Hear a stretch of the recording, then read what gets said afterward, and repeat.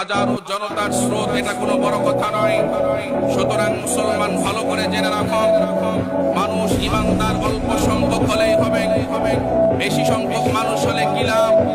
যদি বেঈমান আর তাগুতের গোলামি করনেওয়ালা মুনাফিক বেঈমান হয়, ইমানদার মুসলিম জনতা যদি এখনো 313 জন সাহাবীর মতো ভূমিকা রেখে উঁচু কণ্ঠে আওয়াজ করে আল্লাহু আকবারের ধ্বনি এখনো বাংলার জমিনে দিতে পারে, আল্লাহর জাত ও সিফাতের কসম, বিগত জিন্দেগিতে দেশের মধ্যে যারা জুলুমের শিকার হয়েছিলেন আপনারাই জানেন, মাসলুম হয়েছিলেন, জেল হয়েছিল, অত্যাচার করেছে, জুলুম করেছে, চাঁদাবাজি করেছে, টেন্ডারবাজি করেছে, রাহাজানি করেছে, খুন খারাপি করেছে।